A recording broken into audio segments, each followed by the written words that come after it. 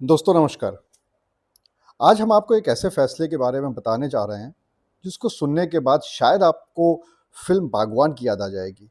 आपको याद होगा ना, किस तरह से एक माँ-बाप अपने बच्चों को पालते हैं और उसके बाद वही बच्चे ना सिर्फ़ उनको अपने साथ रखना चाहते हैं, बल्कि उनकी संपत्ति पर भी कब्ज़ा कर लेना चाहते हैं।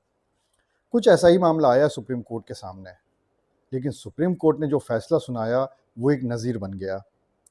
भगवान ना करे ऐसा हो, लेकिन अगर आपके भी घर में इस तरह की कोई दिक्कत है तो आप इस फैसले का सहारा ले सकते हैं और उन टॉक्सिक बच्चों से, उन बच्चों को जिनको आपने पाल पोस कर बड़ा किया है और आज अगर वो इस स्थिति में आ गए हैं कि आप ही की संपत्ति पर कब्जा करना चाहते हैं, तो फिर आपको ये वीडियो पूरा देखना चाहिए। तो चलिए आपको बताते हैं क्या थी पूरी कहानी। दरअसल बिहार के बिहार राज्य आवास बोर्ड में काम करने वाले एक कर्मचारी, उनका रिटायरमेंट होता है। रिटायरमेंट से पहले वो कुछ पैसे जमा करके एक संपत्ति खरीदते हैं। जब वो रिटायर हो जाते हैं तो उसी संपत्ति पे वो 20 कमरे बनवाते हैं और उसको किराए पे चढ़ा देते हैं और साथ ही अपनी पत्नी के साथ कहीं और रहने लगते हैं। उन्होंने वो जो 20 कमरे बनवाए थे, उसका मकसद ये था कि जब रिटायरमेंट हो जाती है तो फिर उनकी ज़िंदगी अच्छे से कट जाए, इसीलिए उन्होंने उसका पहले से इंतज़ाम कर लिया था और वो 20 कमरे बनाकर उसको किराए पे उठा दिया।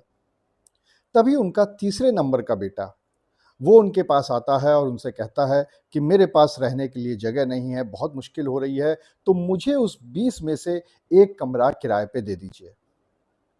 पहले तो माँ-बाप को ये बात समझ में नहीं आती है, लेकिन उसके बाद चूँकि बाप का दिल होता है, इसलिए वो अपने तीसरे बेटे को 1 कमरा किराए पे रहने के लिए दे देते हैं। बल्कि उससे किराया भी नहीं लेते। उस समय उनका बेटा ये कहता है कि वो सिर्फ़ तब तक के लिए ये कमरा ले रहा है, जब तक के लिए उसका कहीं और रहने का इंतज़ाम नहीं हो जाता। उसके बाद धीरे-धीरे करके वो बेटा अपनी बहू को भी ले आता है और उसके बाद उसके बच्चे भी वहीं पर आके रहने लगते हैं। और सिर्फ़ इतना ही नहीं, एक कमरा जो लेने आया था, वो वहाँ पर 2 कमरों पर कब्ज़ा कर लेता है। जब पिता उससे कहते हैं कि तुमने तो कुछ दिन के लिए कहा था, अब तुम इसको खाली कर दो, तो बेटा और बहू मिलकर उनको धमकाते हैं और कहते हैं कि अगर तुमने निकालने की कोशिश करी, तो हम तुम्हारे ऊपर झूठे मुकदमे लिखा देंगे। इस बात से पहले तो पिता डर जाते हैं, लेकिन फिर इनको लगता है कि जहाँ एक कमरे की जगह 2 कमरों पे कब्ज़ा कर लिया, तो धीरे-धीरे करके वो और उनकी जो संपत्ति है और जो कमरे हैं, उस पे भी कब्ज़ा कर लेंगे और फिर उनका जो गुज़र-बसर का पूरा साधन है, वही ख़त्म हो जाएगा। ये सोच के वो थाने में जाते हैं और पुलिस में कंप्लेंट कराते हैं माता-पिता और वरिष्ठ नागरिक भरण-पोषण अधिनियम 2007 के तहत। जब उनके बच्चों को ये पता चलता है, यानी कि बेटे को और बहू को जब ये पता चलता है कि वहाँ से खाली कराने के लिए उनके पिता ने पुलिस में कंप्लेंट कर दी है, तो वो लोग धमकाने लगते हैं और उनके ऊपर यानी अपने पिता के ऊपर भी एक कंप्लेंट कर देते हैं और साथ ही साथ बँटवारे का मुकदमा लगा देते हैं।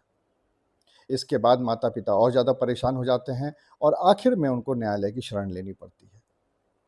ये पूरा मामला पहले लोअर कोर्ट से होते हुए ऊपर तक जाता है और आखिर में सुप्रीम कोर्ट पहुंचता है। सुप्रीम कोर्ट पहुंचने के बाद सुप्रीम कोर्ट का ये कहना है कि इस पूरे मामले में अगर माता-पिता को राहत नहीं दी जाएगी, तो फिर इस अधिनियम को बनाने का, इस अधिनियम को लागू करने का जो भी मकसद है, वो खत्म हो जाएगा। इसलिए इसमें सुप्रीम कोर्ट आदेश करता है कि जो बेटे-बहू हैं, उनको उस प्रॉपर्टी से बेदखल कर दिया जाए। एक डेट, एक टाइमलाइन फिक्स हो जाती है और उस समय के अंदर बेटे-बहू को उस संपत्ति से बाहर करने का आदेश हो जाता है। ये सुप्रीम कोर्ट का आदेश एक नज़ीर बन रहा है। अगर आपके घर में या फिर आपके जानने वालों के घर में अगर इस तरह का कोई मामला है, तो इस सुप्रीम कोर्ट के फैसले का सहारा आप ले सकते हैं। इस वीडियो को ज़्यादा से ज़्यादा शेयर करिएगा और साथ ही साथ मेरे चैनल को सब्सक्राइब कर दीजिए, क्योंकि ना सिर्फ हम यहाँ पर आपको कानून से संबंधित हर तरह की जानकारी उपलब्ध कराने की कोशिश करते हैं, बल्कि बहुत सारे ऐसे फैसले भी बताते हैं जो कि वैसे आपको पता ना चल पाते हैं। अगले वीडियो तक के लिए नमस्कार।